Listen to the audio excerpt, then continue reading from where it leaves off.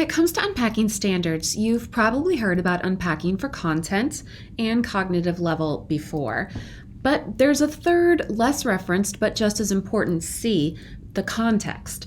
During this presentation, we're going to unpack a standard together to see why all three of these C's are important in order to align our curriculum, instruction, and assessment. So where do we get the standards that you see in our Hampton City Schools Understanding by Design curriculum? Well, they come from the Virginia Department of Education's English Curriculum Frameworks. Here's an example of a grade 6 reading standard. So here you see standard 6.4, including the standard STEM, the letters, and the essential understandings, knowledge, skills, and processes. You have the essential understandings, which describe all the things that students should understand. Note that these are different from the capital U understandings in our HCS Understanding by Design curriculum. Those capital U understandings point to big concepts that can transfer across grade levels and content areas, whereas these are more specific to English. You can see what students have to know and be able to do in the essential knowledge, skills, and processes column.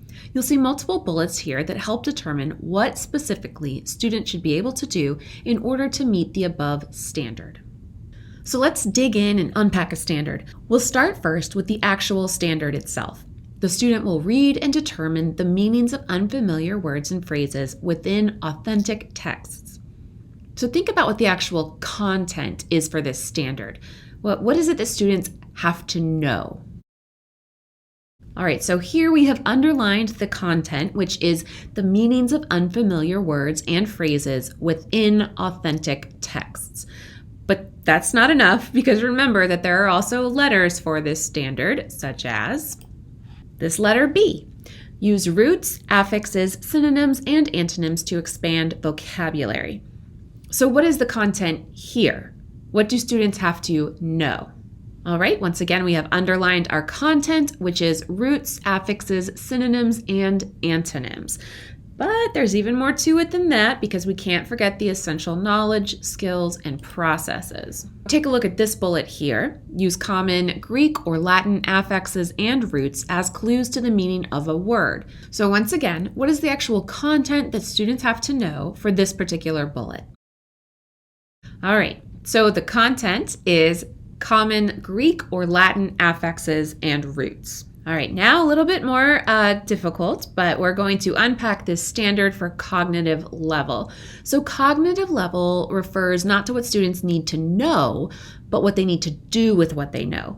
We can highlight the verbs to make this determination and then use Bloom's revised taxonomy that you see here on the right to determine the cognitive level.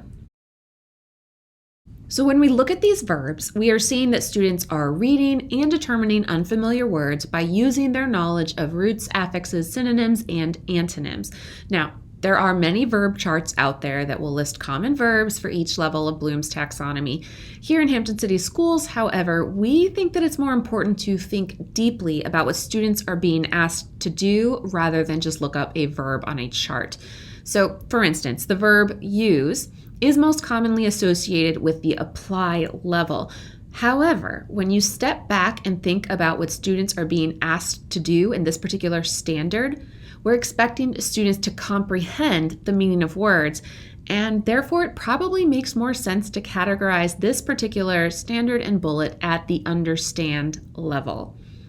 Now, that being said, it's also important to understand that there are no strict right or wrong answers for categorizing a standard based on a level of Bloom's taxonomy.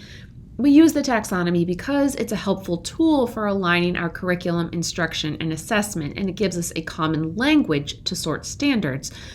But the quote-unquote best level may be up to interpretation.